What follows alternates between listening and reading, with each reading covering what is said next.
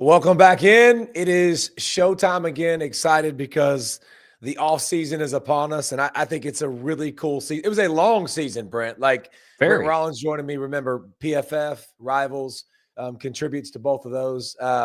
Long season. If your team wasn't in the mix, like, I don't know, an FSU early in the season, you kind of like checked out, right? But Well, that was really early. That might have been a bad example.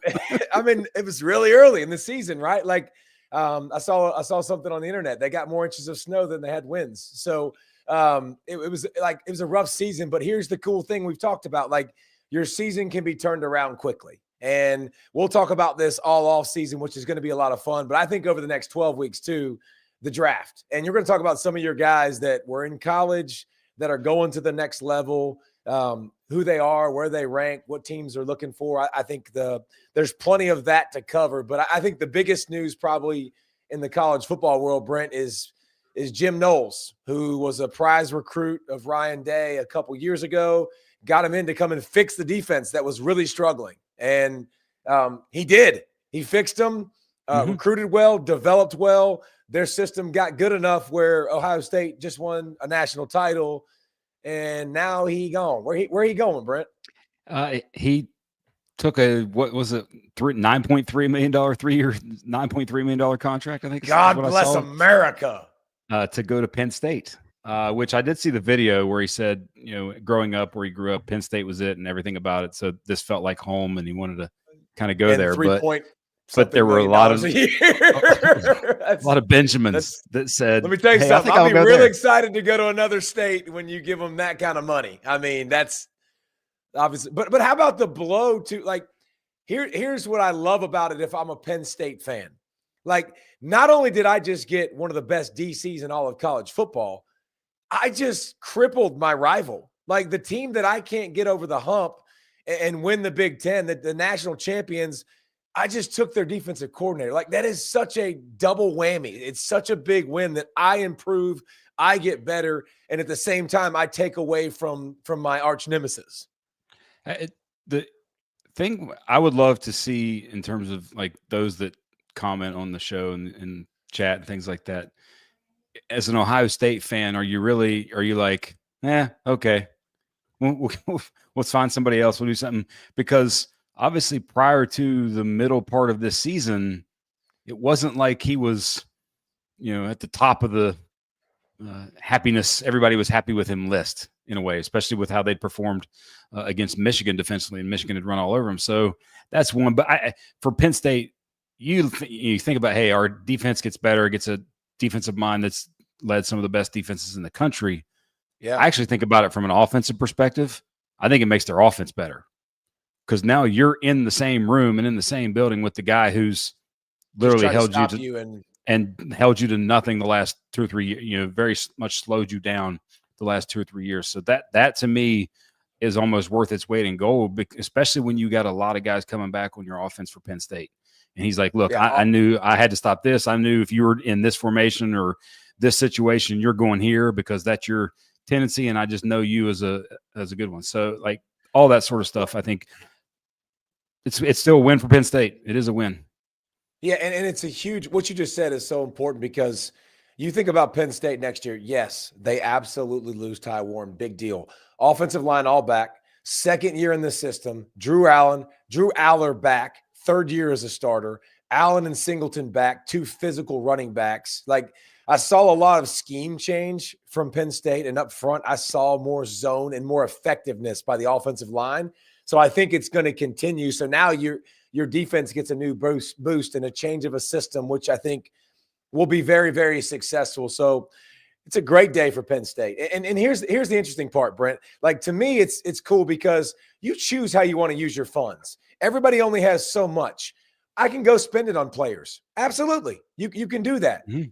I would argue the money they just spent for Knowles is well spent. Like, it's better than going and getting a player. Like, it is really good now to have a system that is versatile, that you can trust. And so Penn State's always got defensive dudes. I mean, guys that penetrate, that get in the back. The number one pick who we're about to talk about when we talk about draft is going to be Abdul Carter. Like, and they find those super freaks all the time. And it's a strength of theirs, and they've already been in the portal to address some of those needs, and they'll continue to. But I just think it makes a lot of sense. And Brent, I've talked to you this before. Going into the season, my number one coaching combination was Ohio State. Like having Ryan Day as your head coach, Chip Kelly as your OC, Jim Knowles as your DC. It's interesting. I think the number two is James Franklin, Al Golden, and Denbrock. Like I think that was Marcus Freeman. What did I say? You said James Franklin. You're too much on Penn State there. You're meeting Notre Dame though. Yeah, Notre Dame, Marcus Freeman, like being able to have him now asserting himself multiple years, like you can tell Denbrock as an OC is elite. And then you talk about Al Golden. Now Al Golden is gone. So like it's interesting now because I think Penn State with Koltanecki and with Jim Knowles, I think they have the best 1-2 punch at OC and DC. And that's something to be very proud of if I'm a Penn State fan. So like the recruiting classes, I might not be number one in the nation. I might not have the best transfer portal class. I got two elite coaches, two great coaches. And so I got to feel really good about moving forward. Does it make somebody's seat a little warmer in any way? I mean, they just went to the semifinals.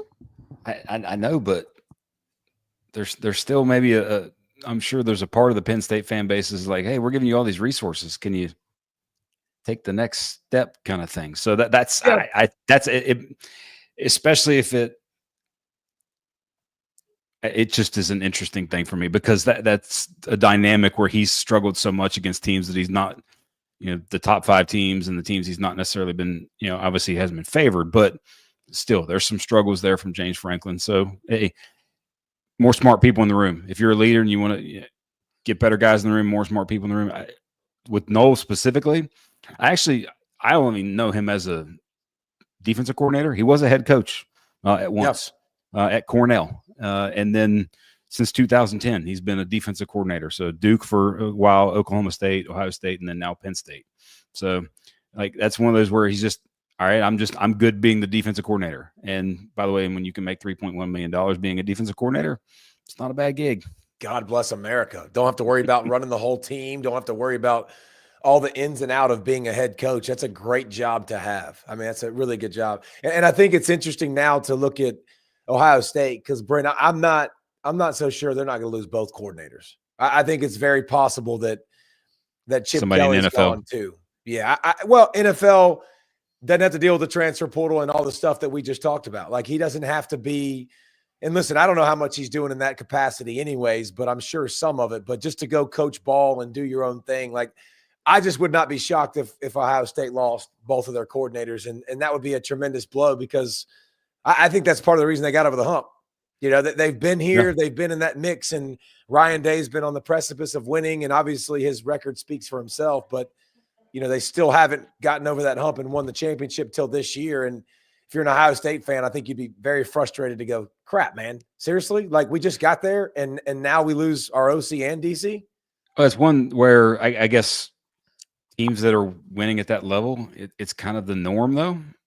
I mean, Georgia's had to replace a lot of coordinators throughout the last few years. Saban always had to replace a bunch of coordinators. I mean, it just seems like that's the cycle. It's not fun.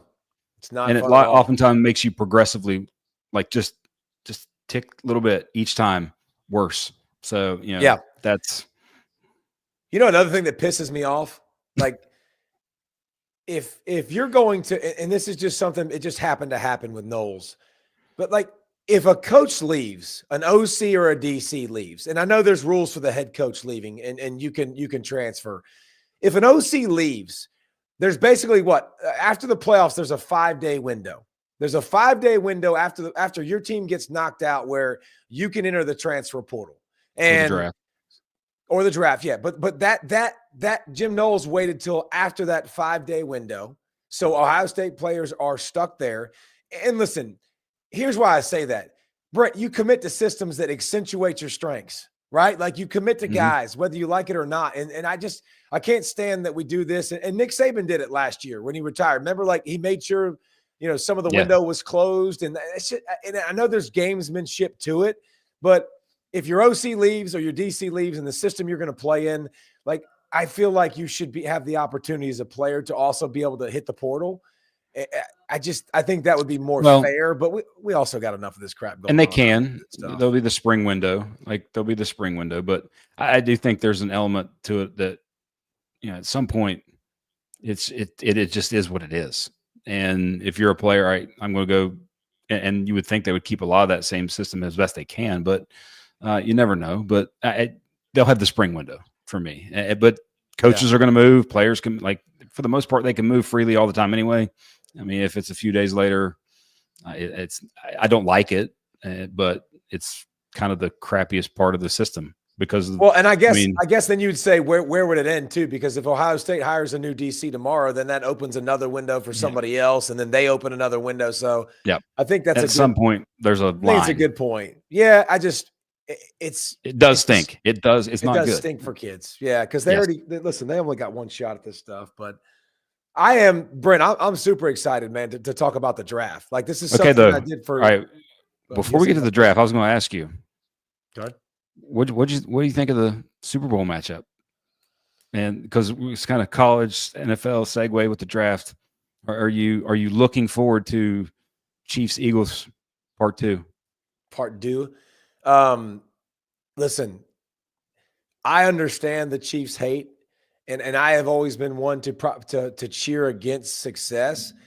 I just find it hard to root against Patrick Mahomes. And I don't know why, Brent, but it's hard because I feel like, it's been the different cast of characters, but he's just going to make the play. And it's like, how is he going to do it? Is he going to do it running? Is he going to do it with a sidearm flip? Is he going to throw it left-handed? Like he's going to do something crazy. And it's like, it's almost a matter of if, or, and when it's going to happen. And Josh Allen has been ridiculous. Like the dude has been insane, and he's got one problem. He's got one problem. He doesn't have 99. He's got one problem, and his name's Patrick Mahomes. Like, he just can't beat that guy. And them having Andy Reid and Spagnuolo, like it's not fair.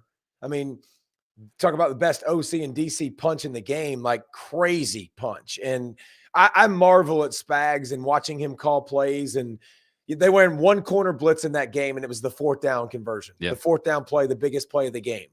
And it's just fun to watch him do his thing, and Andy Reid design plays late in the game when you're supposed to run the clock out. Like Andy Reid throws the football. Like there's just something about it it's kind of intoxicating. It's fun to watch.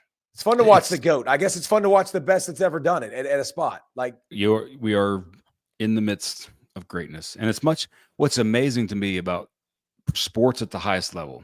And like we see this in tennis, we see it in basketball, where they'll have 2 or 3 in a row. Now, maybe not recently, but for the most part, you'll see all these just sort of dynasties or teams like that. In a world where all these people do is train for and think about that one thing, there's always usually 1 or 2 or 3 people that are just better than everybody else. And right now, the combo of Mahomes, Spags, and Reid is just better than everybody else. Now, we'll say one thing: where we are located in this part of the country in Georgia, there will probably be a lot of Philadelphia fans and rooting for given the fact that there are 6 Georgia players on that roster. And the other thing, I think Philadelphia will not have the same problem that Buffalo had, in that they have no issue putting Saquon on the field all the time and giving him the rock all the time. Whereas Buffalo said, all right, James Cook, you're killing them. We're only going to leave you on the field like half the time. So that won't be a problem. But I just hope a great game. Like when I have zero rooting interest, give me a great game. Yeah. And it's funny, Brent, because like I literally remember calling Texas Tech games with Patrick Mahomes and sitting down with him and just like marveling at his arm talent, but like, it wasn't all there. Like it didn't all connect, and he put up numbers. Oh, maybe it's the system. Like, what is it? And then Andy Reid sees it, trades up. And I just think draft season, like we're going to find some of these guys every year. Josh Allen, that kind of not the first, Lamar Jackson, not the first, second, third quarterback a lot of times taken in their class, but there's something about them. And this is what I love about drafts and teams. Like, we can get all the arm lengths and all the 40s and all this boo crap, because you know how I feel about that. There's also something about people that just understand the game of football. and it's ingrained in them. They feel it.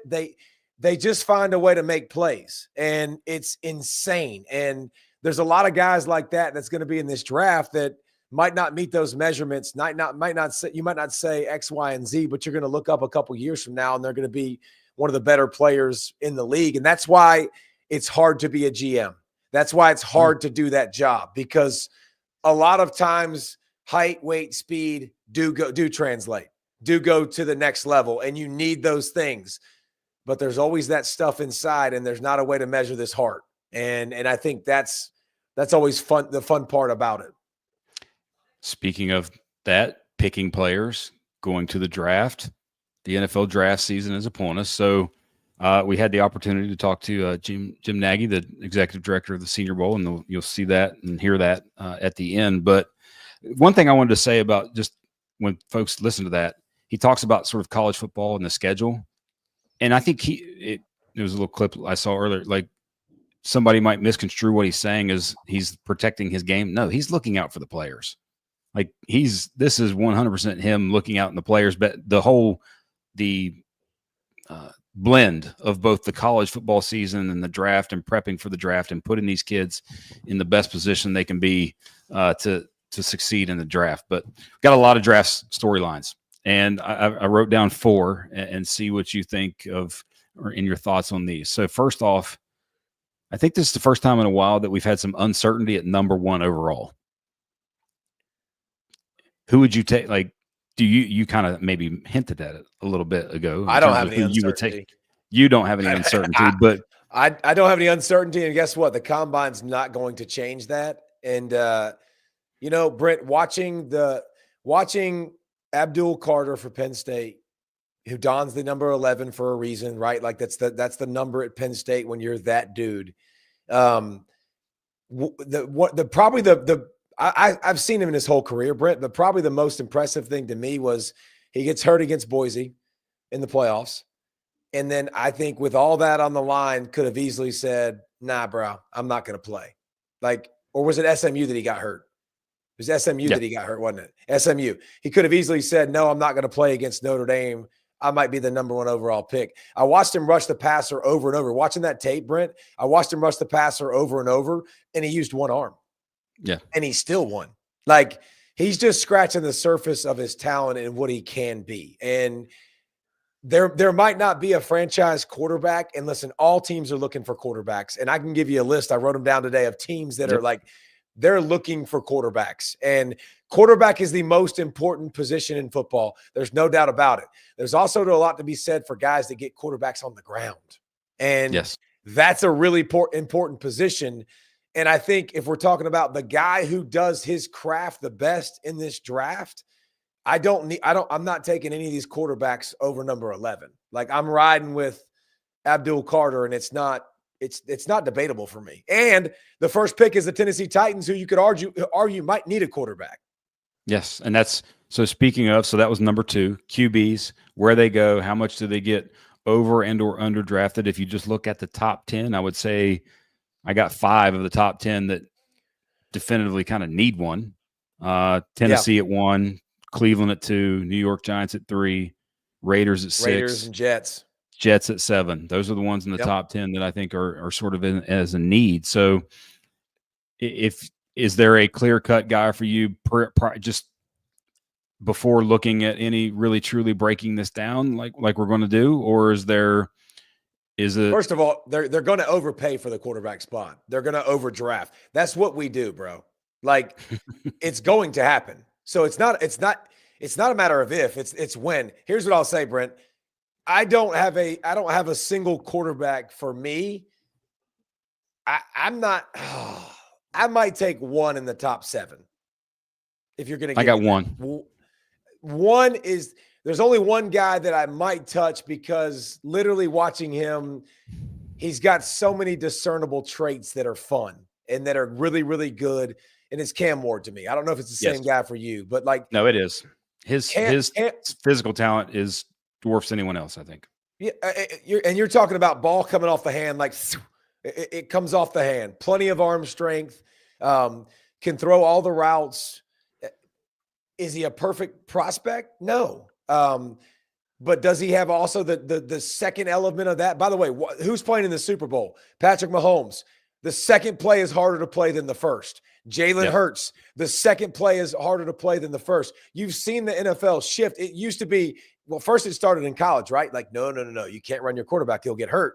Then you went, nah, bro. Like, we're going to pound our quarterbacks. We get the +1 in the run game, run the RPOs off of it. It continued to evolve. Well, the NFL realizes it. Like, if I'm going to take these quarterbacks, I need to use them what they're best at. Like, the first thing they're best at is what they ran in college. Most systems are very run-oriented, like with the quarterback spot, and RPO-oriented. And guess what? It's an easy way to take a quarterback and say, hey, as you develop, Brent, I can run you. As you develop, I can get clearly defined looks. And so that's why I think these guys – so I'll let you talk about Cam Ward some, but that's why I think these guys are more and more valuable. And you've seen, like, teams are not even batting an eye now to go to the guys with mobility because of what they gain. Well, you think about just the traditional drop back QB. If they struggle as a rookie or a rookie second, whatever, early in their career, we'll say early in their career, if they struggle in that regard, and that's really all that they bring to the table, your floor is now lowered immensely. But much like we saw with the quarterback that's in the Super Bowl, one of the quarterbacks in the Super Bowl, Jalen Hurts, his ability as a runner early in his career let him develop as a passer, but it was still a high floor. I can win games with this for the Eagles. And that run ability, which, by the way, he had, the one on the screen, Cam Ward has, to me, that most people look at as potentially QB1 or QB2, I don't think has at all, is, and that's Shador, like, that's the big separator, is that you get a floor raising component of that as much as you get potentially the ceiling. Because like you said about Mahomes, by the way, do you remember who they traded with to get Mahomes? Who they traded with? That would be the Buffalo Bills. Andy knew but he also, wanted to. Yes, but also the last 24 Super Bowls for the AFC, 4 guys: Brady, Mahomes, Manning, Roethlisberger. Like, you've got to get in. Like, the AFC is not, Allen is there, Lamar is there. You've got to have, like, if you're the Titans, you better believe this guy can go play and win against those guys, because it's just a gauntlet in that conference. Brent, here's a heck of an idea. Don't draft him. Like, don't overdraft. Yep. I know we're all looking for a quarterback, but, like, so many times we see it in every draft where they stretch and they want this to be somebody. But it's interesting you mentioned Hurts. Hurts is still not a finished product, and Hurts still lacks a lot of the necessary components in the passing game. Like, if you watch Hurts consistently, there are guys open. He doesn't throw in rhythm. He doesn't throw on time. Now, he'll have moments. You saw get A.J. Brown ball up the sideline. Deep ball was fantastic on 3rd and long, that when they needed to have it, like, great passes, but he's still not an elite passer. But guess what? I can still be really, really good with him, and I can use what he has to broach that gap. And I can get a Saquon Barkley now who's dynamic, and Jalen goes this way, he goes that way. Got to commit to the run game. A.J. Brown, Devontae Smith, I get one-on-ones. Like, and Hurts is a great player. He is not one of the elite passers in the National Football League. He's not. No. And the Cam Ward, he has that ability to be great passing the football. He has the ability to feel. He has the ability to throw the different routes, but he's also got that magic and that ability to never be in a hurry, to play fast but never be in a hurry. You watch him, dude. I can't tell you how many clips that I'm thinking he took the red pill and he's in the Matrix. Like, he's just. Yep. I will say, like you mentioned with the team part of it, he's probably somebody, though, that it's better to be good around him initially. Like, I think all the guys in this draft, it's not hey, put them in a situation and they're going to go succeed. Like, they're not Jaden Daniels. You're not going to drop these guys in that situation and they're just going to be great no matter what. I don't think. You never know, but I don't think so. But if you're drafting in the top 10, you're probably not very good. Suck for a reason. Like, those teams are there. Like, those teams you just mentioned with the Giants, the Raiders, the Jets, the Browns, the Titans, like, they're there for a reason, right? And they aren't great around him. And that's why some of these quarterbacks that continue to fall a little bit later, a la Mahomes, Lamar Jackson, Josh Allen, like these guys that are balling and killing it, they fall a little bit later in the draft, but they go to better teams. And like that could be one of these things for Shedeur. I think Shedeur, I think he's going to go in the top 15. I do. I think it's going to be a reach with whoever takes him. I like Shedeur's accuracy. Like he can throw a football, man. The thrower of he's the best thrower of the football, I think. I agree. He can sling it. He buys enough time. He actually does scramble a good bit, but his scrambling isn't scrambling that's going to like transfer to the next level. Like no, he's not going to run away from the next level freaks. He can run away from, guys that are chasing him in the Big 12. Like I mean, he does a good enough job. Solid. Like solid. He does a solid job of buying time. Here's what I'll say every time I watch Shedeur, Brent, and here's my fatal flaw for him. I think all great quarterbacks, to me, have the ability to go through the progressions. He does. Throw accurately. He does. I think good quarterbacks have the ability to step up and make plays. And he, too many times for me, Brent, he does this. He turns out. He spins out. He runs backwards, takes a big loss, runs backwards, tries to outrun people. Like, I just would love to see him step up in the pocket more. And that's something that I would be working on big time. And I'm saying, like, I got to do this. I've got to be able to step up and make throws and make plays because he's got the arm and he's got the accuracy. But to be able to negotiate the pressure and stuff, it's a big part of being successful at that next level. And the arm is one where it's good, but not great. Like it's not going to be a upper echelon guy. But it's not going to be a deal breaker either. No, I agree with that. It's not something that you say he can't play because of his arm. All right. So I'm going to read off some names. Tell me who's sort of who becomes my guy, an early my guy for you. So Will Howard, Jalen Milroe, Riley Leonard, Quinn Ewers, Kyle McCord, Jackson Dart, Dylan Gabriel. You know where I'm going. You should know where I'm going. I mean, I think you're probably going to go Will Howard. Yes. Given the run that he just had in the playoffs. I mean, you talked about it, like who could get hot, and you talked about Will Howard in the playoffs, and he did. And he's another guy that has the ability to run the football. He's big and strong, a la Ben Roethlisberger, that he can also shrug people off. But I saw him make plays in the pocket. I saw him making plays outside the pocket. Is he an A+ arm? No, he's not. Absolutely not. But I did see enough of that stuff that it makes me go, like, I like it. And I don't think it's finished by any stretch. And I don't think this list is anything it's not like last year we had 5 top six. What? Six of the top 12. Picks? Like six of the top 12. Like, that's not going to happen. And these guys, there's not a single quarterback on this list that I would have above those guys last year. I agree. I mean, think about that. Like, not a single one. And that tells you this class is obviously a few steps backwards than last year's class, but the top guys are going to go high. And I think who are the top guys that are going to go high? Can Will Howard be one of those guys that, and I do love the swag, by the way, because he's got that little, he'll wink at you. He'll get the crowd involved. I kind of like the Will Howard leadership and swag that he showed. I like how he came into a new environment in year one and said, I got this. I'm the leader. I like when they lost, Coach Day talked about Will Howard, when they lost their center, in practice, he said literally, like, Will Howard, that practice circled him up, was like, bro, let's go. We got to move on. Like, this sucks. And we're all upset, but let's keep this main thing, the main thing. And so I like those intangibles, the big, strong. What did Bill Parcells always talk about with the draft? He always talked about experience, multiple years as a starter. Bo Nix comes in, multiple years as a starter. Jaden Daniels comes in, multiple years as a starter. Like, I think that's always made a difference because you've seen so much of the success you've seen so many defenses, and you got that catalog in your head. Like, okay, I've seen it. I kind of know how to handle this, as opposed to the first time you see it, you're drinking out of a fire hose. Yep. We'll get to probably as we move forward. And who was your guy? Honestly, I don't want to pick any of them at this point. You don't want to pick a single QB. No, I think this ends up being very 22-esque, 2022, where like it had Kenny Pickett in round 1, and that ended up not being a good deal. And then the next one was like Ritter, I think, in the 3rd round. I feel like this might be 1, 2, and then you don't see anybody again until like the 4th round, just because of the depth at other positions. And speaking of other positions, point number 3, running backs do matter.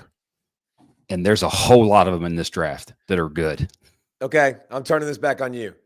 Okay. They do matter. At what price? Well, for every Saquon or Bijan or Jahmyr Gibbs, you've got a Kyron Williams or Bucky Irving that you get in the 4th round. You've got a James Cook that you get in the 2nd round. So it's going to be what's your flavor? How much do you like the individual? But in terms of depth, it is where could you get just as good of a player, or not necessarily just as good, but a really, really good player in mid-round 2 versus mid-round 1? Yes. Round 4 that could be highly productive for you versus round 3? Yes. Like Trevor Etienne had a great day at the Senior Bowl today.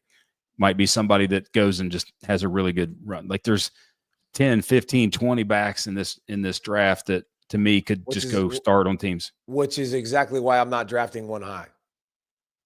Like that's the whole point. And yes, it has great depth, but like if I can get all of these guys, I get them cheaper, which is not a bad thing. Right. B, more importantly, I think I get other positions of need that have higher value at their spot, because there's going to be a big decline at other spots. Like there's going to be upper echelon of talent, and then there's going to go. Running backs, the list is so long and deep. It's almost like, to me, it's like my fantasy football draft. I'm going to be like, okay, they took 1. Well, the difference between 1 and 20 isn't that great. Okay, there's 2 gone. There's 3 gone. Okay, I'll start getting nervous when there's 17 gone. You know what I'm saying? Like, by the way, so why am I going to waste a high pick on a running back? I love your nerdiness and positional value and GM skills there. That was very impressive. I didn't even mention Dylan Sampson, Travion Henderson. So there's one guy to me that is above all the rest that's going to be taken in the 1st round. One guy. Genty. Yeah.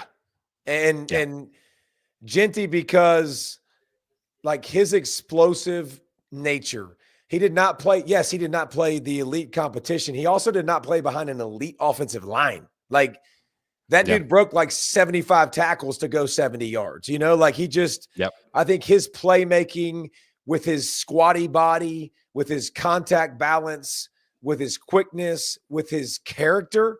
I think he's that guy that you go, okay, like, what did Spencer tell us about on this? He was like, oh, he had a players only meeting, into camp because it wasn't going the way we want it to go. So I think it's Genty, and I keep seeing him to the Cowboys, by the way, in a lot of these drafts, and that just makes me laugh. I don't think that's going to happen. Going to Dallas would be something. After hiring Schottenheimer, who was at our Christmas party a couple years ago. But that's my only guy that I think goes in round 1. All right. So last thing, and this is going to be fun because I think we're going to really dive into this a lot because you might have a little bit of expertise in this area, but the D-line talent, the top heavy, like elite D-line talent in this draft, both in the interior and on the edge, is like, I think if you had to pick a positional group, if you just said, if D-line could be a positional group, I don't even have to specify interior versus edge if you're, placing wagers on those things, but that would be one for me where it's like, okay, these guys are going to be all kinds of drafted high. And what's amazing about it from the college perspective is it's not just one guy. It's multiple guys from all these teams like Michigan, Ohio State, Georgia, Tennessee, Ole Miss, A&M that we talked about all season long, having these dominant defensive lines that you're going to see top 50 picks on multiple guys from these teams. One thing I'm going to go ahead and throw on a limb and say this too, Brett, about the draft before we get into that. I think the days where we saw Georgia destroy this 1st round, Alabama destroy the 1st round, Ohio State destroy the 1st round and put 6, 7 guys, those are done. Like, not going to happen anymore because the talent is spread out to me. It's just, it's going to continue to be that way. Like, we can also go down the list too and talk about, Travis Hunter's the 2nd-ranked player transferred. Cam Ward, 3rd-ranked player transferred. Like, you're going to go down those lists of guys that didn't stay with their school, a lot of them. And so, but the defensive talent is big. I think, Brent, I don't know the numbers of this, and I couldn't find it. You probably could because you're better at that kind of stuff than me. I think we're going to have a lot more defensive players drafted in the first round than offensive players. And I don't know how many times that happens, but you just got a ton of – and listen, you're seeing it in the NFL. How Chris Jones makes the Chiefs elite, and then you add Karlaftis and those other guys around him. McDuffie. Jalen Carter. Bringing him into the mix. And Nolan Smith now. Nolan Smith starting to click. And, you've got to have those guys that are on the perimeter. And, again, the more the game becomes more quarterback, run game and quarterback scrambling, you better have guys that can catch them, right? You've got to have those big, strong guys. And the defensive tackle spot is the spot. That's going to be the place where, you see some quick twitch suckers that are big and huge and strong, which is really, really good. But I went through today and I think, 6, 7, 8, 9, 10, 11, 12, 13, 14, 15, 16, 17. I think there'll be 17 to 20 plus defensive players taken in the first round. And which completely flips from last year. Last year was the 15th pick, maybe. I think that was the first defensive player taken. Stupid. You had just generational talent on the offensive side, Hall of Fame, almost borderline level talent on the offensive side of the ball last year. It flips this year. And that might be one where you just say, hey, I'm going to draft line of scrimmage this year. QB's okay, fine. If I absolutely have to or need them or need it in the worst way, fine. But yeah, this is very much where line of scrimmage is going to dominate this draft. One guy for me who's lower on the consensus board, which, by the way, so consensus board takes a look at all the guys that do the draft and do their boards and comes up with an average. One that's lower than he should be to me on these boards is Walter Nolan. I think he's in the 20, in the early 20s. I think he's a top 10 player in this draft and should go in the top 10 in this draft. So that's one. So who's the consensus that we're talking to? Who are the people they use? So Dane one. I've got Dane Brugler, Daniel Jeremiah, Kuiper, Scouts, which is McShay, Matt Miller, who does ESPN, PFF, Renner, who used to do for PFF. So you take a bunch of these people who literally do drafts the entirety of that's their job, then you average it out, and that's if you look at GMs and how they should look at the draft, you've got to understand that, hey, this guy on the consensus board is here. You better really like him if you're going to pick him way ahead of where he's slotted by everybody else, kind of thing. Yeah. Yep. I think another interesting player, and then we'll wrap it up and get to Jim Nagy. I think one thing that's very interesting is Brock Bowers last year, his success in the National Football League, tearing it up, Ty Warren, and what that means for him. You don't have a lot of receivers at the top of this draft that are like you've seen in the past that are super complete and that are, fast, twitch, can run great routes, catch the ball. You got a few, and I think Ted McMillan is a freak show, and he's incredible. If you didn't watch him at Arizona, we'll get you some of his stats and stuff, just insane, really, really good. But I wouldn't be surprised if Ty Warren is the first receiver / tight end taken, which, you argue maybe last year could have happened with Bowers because the way he went and dominated the football game. Yeah. It's not as much to me about receivers anymore. Tight ends can impact the game because the ability to split them out in the slot, but you also get that advantage because how do you want to play them? I can clearly see your defense. How are you taking away the tight end? Okay, how are you covering him? Is it a backer? Is it a dime package? You want to bring in another DB? Okay, I'll smash you in the face.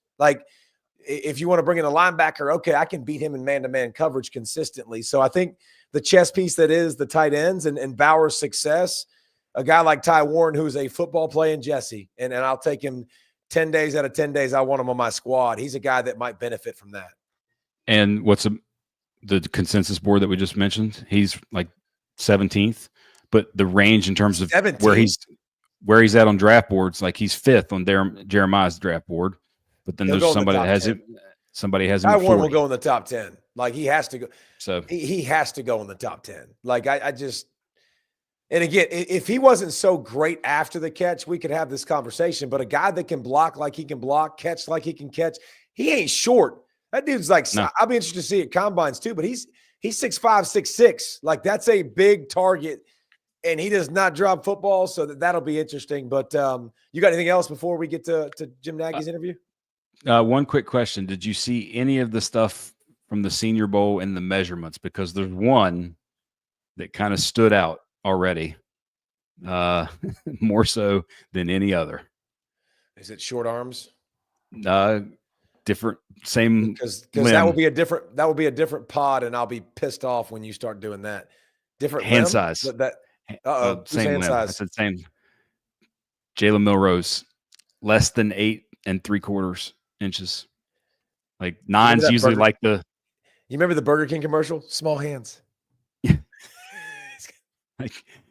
And what's interesting when you see that measurement and how he throws the football, it's because of that. And there it is right there. Like, he doesn't take it around like the traditional sort of C motion that you see. I think because of the hand size, now you see that. I thought it was just more of his own just being ripped upness. But no, like, you have to, yeah, and all the fumbles he had in his career, like, he had a lot. That's going to be an issue. The accuracy. He's going to be. They're going to talk about cold weather teams being taken off the table because it gets cold. It gets harder to grip a football. So, like, all of that we'll get plenty. They're there and they're working out the Senior Bowl. Yeah. So we'll get Jim. Field Yates I see that beautiful. We're going to get Field Yates on Thursday. But Senior Bowl, you're right. We caught up with Jim Nagy a couple days ago, and I thought he was really, really good and it provided some insight I've never even heard about with the Senior Bowl, that how they work with teams and stuff. So you guys take a listen. Stadium behind you, which is awesome because it's football and we get to talk more football, because more football for me and Brent is fantastic. But I also see that toboggan on your lid, and I hear there's some snow down there. So I want to know the weather forecast down there for the Senior Bowl.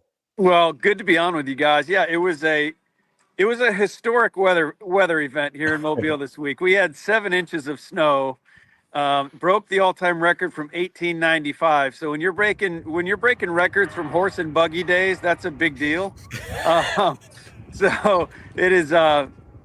Thank God, we've Mother Nature has helped us out. We don't have plows down here. We don't have sand trucks down here. So we've had some nice weather, and really my biggest concern was, can we paint the field and take care of our sponsors, which I know you guys can appreciate. And thank God we're able to do that. Yeah, no, Jim, that's cool. Go ahead, Brent. I was going to say, so in terms of everything looking forward to this week, like, one, how was your blood pressure with all the snow? But two, everything's sort of good to go, set up now, good for the game this week, or practice and then the game? It's good, man. I mean, we lost 2 full days in the office as a staff, and we don't have a huge staff. There's only 10 of us in the office. So in this time of year, especially, like, we're all wearing different hats, and it's a very collaborative process to, get this thing done. Like right now, we're moving the equipment out to the stadium today. That would have been done, a couple days ago. So it put us behind a little bit, but we're going to be fine. We're going to be fine. We've got a great staff. Everyone's been working hard. We've had the same group together for a number of years now, so everyone knows what to do. But just being away was difficult for a couple days this week. Well, the current hat you're wearing is a beanie because it's cold. But when you're talking about, like, the expansion process of the playoffs and now more rounds, like, how did that affect the Senior Bowl, man? Like, guys that are like they played like 6 days ago. Like, how did that affect you guys? Yeah, it did affect us. We thought it would. We hoped it wouldn't, but thought it would, I guess is the best way to say it.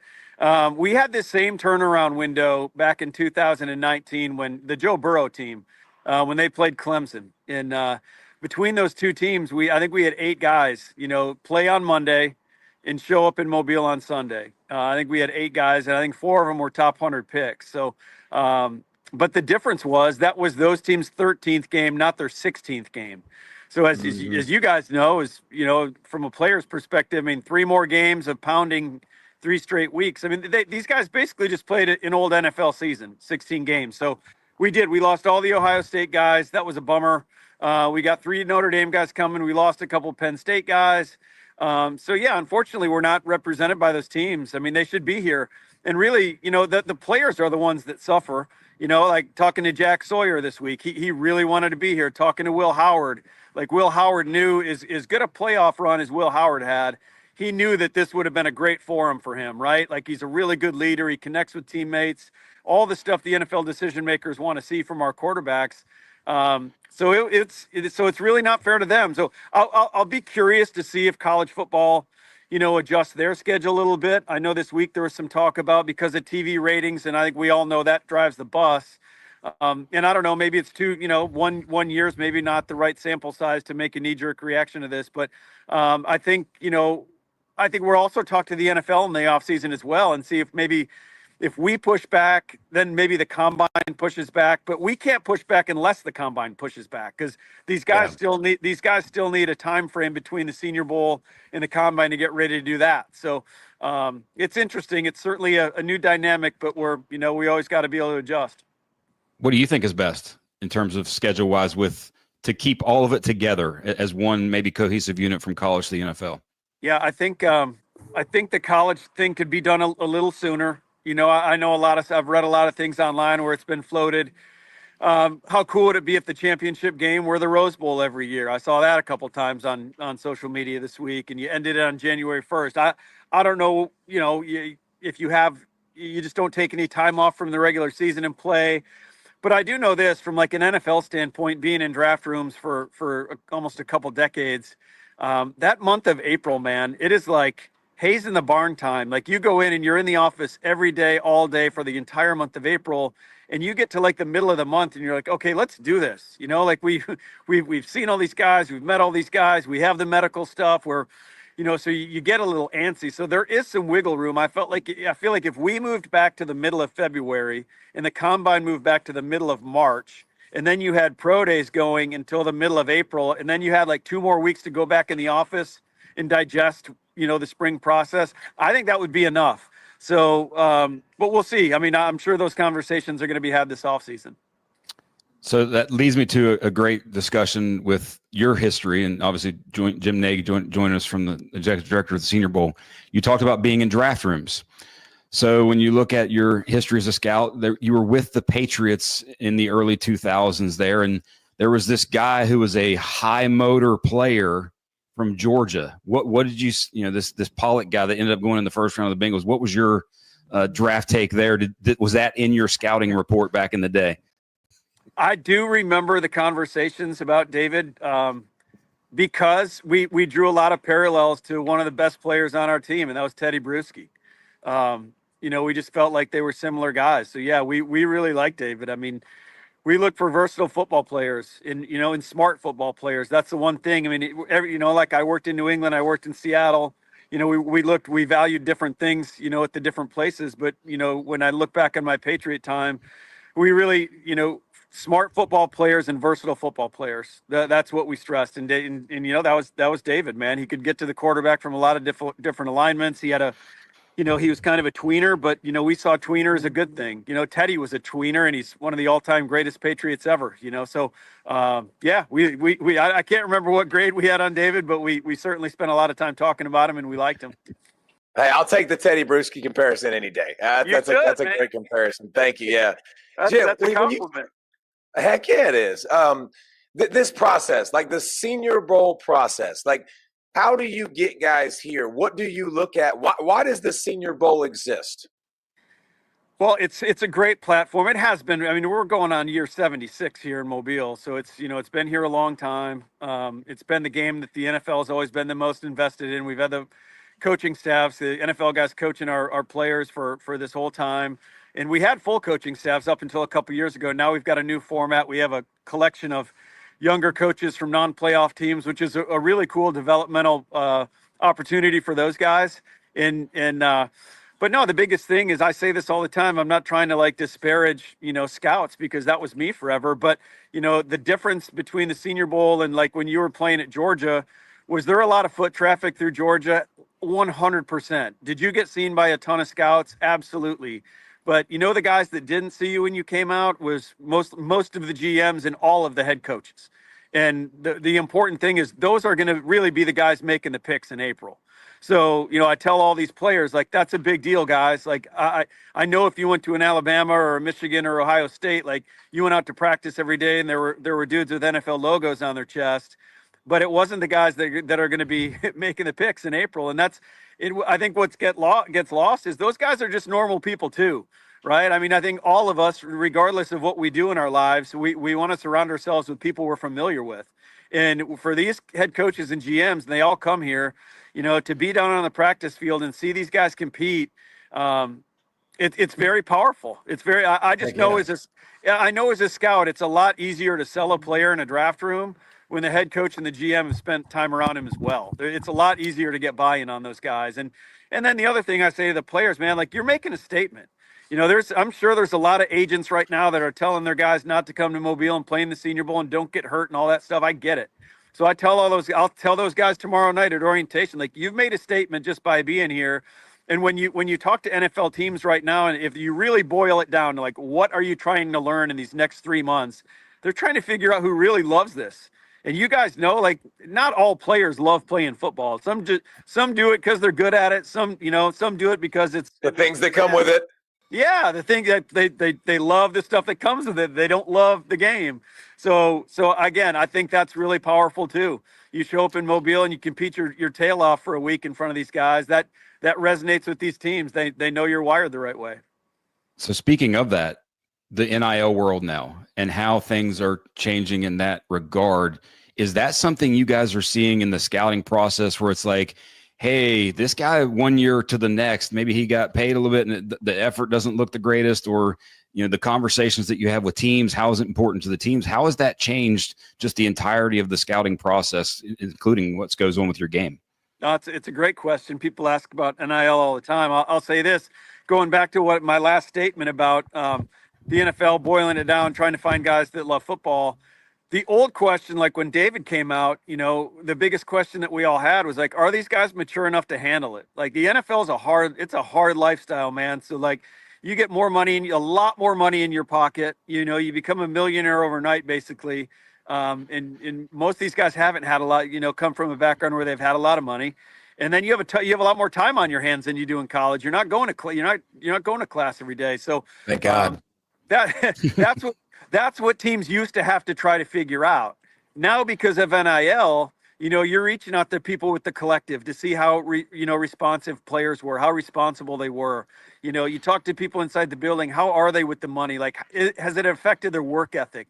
So the teams are they're more able to drill down on those questions than they ever were. So now that's why the pivot now is like, who really loves it? So it has changed it. The movement, the portal, the NIL, in some ways it's made the scouting process easier because now you're seeing guys now they're in multiple buildings. You're not just going to Athens and asking one group of people that have been around David Pollack, what's David like? You're going into 2, sometimes 3 buildings. So you've got all this information, way more information about these players, and that's beneficial. And then you see the guys sometimes playing different schemes, and that's really important too. And again, that's value of the Senior Bowl. Like, we'll try these guys at different positions they haven't played in college, whether it's on the O-line or the defensive backfield, even on the D-line. I mean, we move these guys around. So, and now you're seeing that in college. I mean, you look at some of these guys, they transfer 2 or 3 times. They've been used differently at all their spots. So really, it's kind of cleaned up the evaluation process, if that makes sense. Yeah, and I think with money too, Jim, like, you're always projecting, like, how are they going to handle it when they get money? Like, how will they handle that? Well, a lot of these kids, they already got it. Like, you got it. Now you absolutely already know, so that makes it easier. Who's the guy, Jim, or maybe a couple guys, and I'll give you a couple seconds to think about it, but, like, that just showed up and you were like, holy cow. Like, hadn't heard a lot about him, or maybe that wasn't the first or second guy that you invited to the combine. Like, I think about a guy like last year, like Ladd McConkey. Like, we didn't see him in the game, obviously, but you saw his route running and everybody was like, oh my goodness. And it obviously can drastically improve your draft stock. Like, who are some guys over the years, man, that have just stuck out as difference makers or, leaders or what, just guys in the past that we would all know? Yeah, that's a great question. It happens every year. You kind of get again. We put so much work into scouting this thing, guys. So like, I never really. It's not guys we don't know about. I mean, it's our job to know them. But yeah, you get surprised. I'll go back to I think it was my first year. We had Terry McLaurin in the game, and if you guys remember, Terry McLaurin was the number 2 wideout at Ohio State behind Paris Campbell, and he had some production. But, we do calls with NFL teams after our scouting staff gets done, doing our work, which is usually around Halloween every year. We start feeling good about where the board's at. Then I'll use my relationships back in the league. And this year we did it with 14 teams. I try to get it around half the league every year. And they're great, man. They share their grades. I mean, sometimes teams will tell us specifically, like we've got, 2 5s, a 6, and a 7 on this guy. Some teams might be like, yeah, Jim, like we've got all mid-round stuff on this guy. So it varies from team to team. But I only bring that up because when Terry McLaurin came out, like he was at the bottom of our wideout stack. He was one of the last wideouts we invited. All the teams had him in like the 5th and the 6th round. And the reason I loved him was you saw him as a gunner on punt team. Now, this is a senior gunner. Yep. And he's going down there. He's a starter. He's on punt team. And he's busting his ass. And that's where you saw the speed. The dude could fly, right? Well, Paris Campbell doesn't come to the Senior Bowl. He declines his invite. Terry comes and nobody can cover him. He's the fastest player in the game on our GPS stuff. So you knew he was going to go to Indy and run really fast, which he did. And he ended up being a 3rd-round pick. If you're a Power 5 player, now a Power 4 player, and you move, 2 or 3 rounds in the pre-draft process, that is a massive, massive jump. So, but now in hindsight, look at it. Terry should have been like a top 15 pick. And if you look back at last year, Ladd McConkey maybe should have been a top 15 pick. And then the other guy I'll bring up quickly is Quinn Miners, who just got voted first team All-Pro this year by the Denver Broncos. He was really one of the guys in my 6 years, I'm in year 7 now, that I really went against the grain. The NFL had PFA priority free agent grades on Quinn Miners. He's, a Division III kid from Wisconsin Whitewater. It was the COVID year. Division III football just completely canceled that year. So he was in Dallas with Duke Manyweather, who's a great offensive line training guy. And he was trained with Rashawn Slater, who ended up, now he's a Pro Bowler for the LA Chargers. And Duke kept sending me videos of these 2 guys working out side by side, and one would take a rep, then the next guy would take a rep, and they'd get out on a pole. And and I'm like, man, this isn't like drastically different here.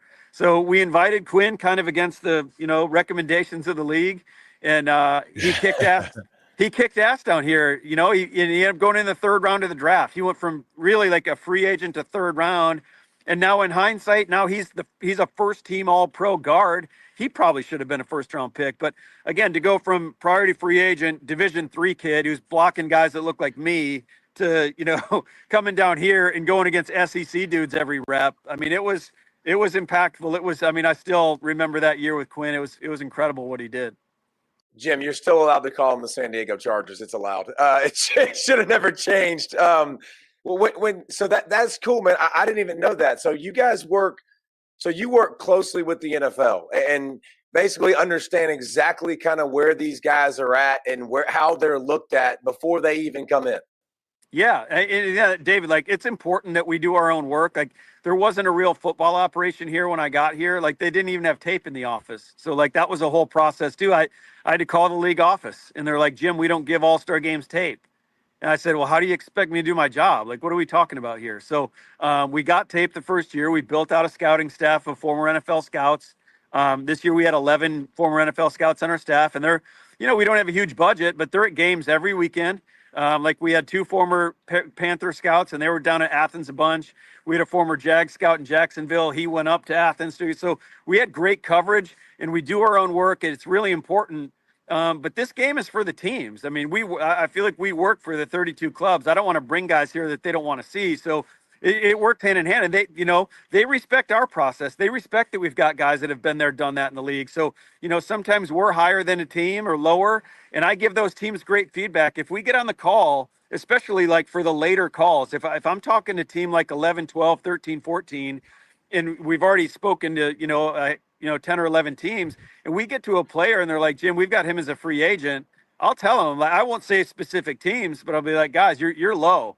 the rest of the league's got this guy in the 4th or 5th round. You might want to get another set of eyeballs on this guy. So it's really like a cool give and take on those calls. I think the teams appreciate it, that we're giving them giving them a voice in what we do.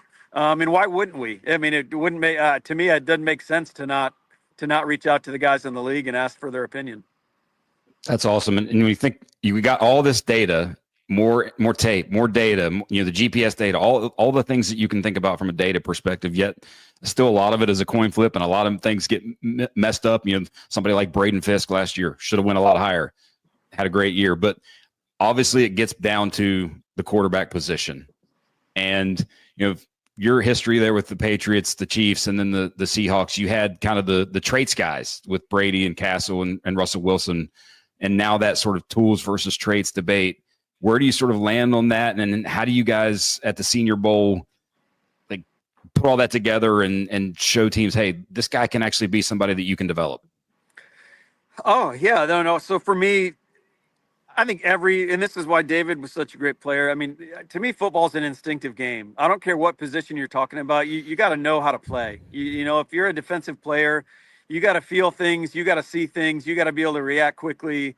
And same thing with the quarterback position. If you look back at some of the quarterback, what we consider misses or what people consider misses, like why did Tom Brady go in the 6th? Why did Brock Purdy go to the 7th? They're from the neck up. They're great. You hear the word processing all the time with quarterbacks, and that's what it is. I mean, that's what that position is. So to me, coming from Seattle, like I talked about my experience in New England, Seattle, we were a very traits-based scouting operation. Like we wanted big, fast, strong alphas, violent dudes. That's what that whole LOB defense was built on, right? And those guys were instinctive as well. It's not, Richard Sherman's the most instinctive corner I've ever been around. But so traits is a really big deal for, to me, almost every other position on the field. If you give me the choice of, a traits guy versus a non-traits guy that just, knew how to play quarterback, I would take the latter. So, and then when it comes to this game and who we're bringing at the quarterback position, a lot of it comes down to like, who does the league need to see? I think this year the league really needs to see Jackson Dart. Lane Kiffin, this is a compliment to Lane Kiffin. They do such a good job scheming up offense there that, like an assistant GM told me this fall, he's like, Jim, watching Ole Miss is like watching routes on air. I mean, the guys are running wide ass open and, Jackson's hitting them, but, so they're excited to see Jackson Dart down here. A couple years ago, we had Tyson Bagent, a Division II kid from Shepherd University in West Virginia that people had never even heard of that school before. But, Tyson broke every Division II record there was. I really liked him. He reminded me of Tony Romo when I did Romo at Eastern Illinois. And, we brought him down here. I thought he had a really good week. He still went undrafted, but then he goes to camp in Chicago that first year and he beats out a free agent guy that paid a lot of money for.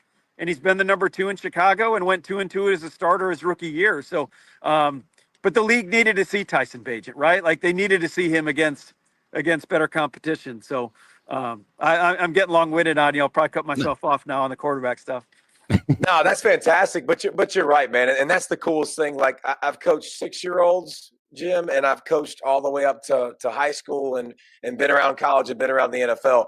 Those instincts you can't teach. Like some people just have a feel and a knack, and we can write it up and we can say it needs to be done this way. Some suckers just find a way to get it done. And obviously, when you go against better competition this week at the Reese Senior Bowl, we'll see a bunch of this. We're looking forward to tuning in, man, and we really appreciate the insight of all the things that go into it and learn some good stuff about the Senior Bowl. And, Jim, we'll be watching, and we thank you for your time, my man. Well, guys, thanks for having me on. I really appreciate it. Hopefully we can get you down next year. Maybe you can hop in the car and drive down. Let me know. We'll get you a credential. We'll do it. We're in next year. All right, guys. Thanks a lot. All right, brother. Thank you. Thanks.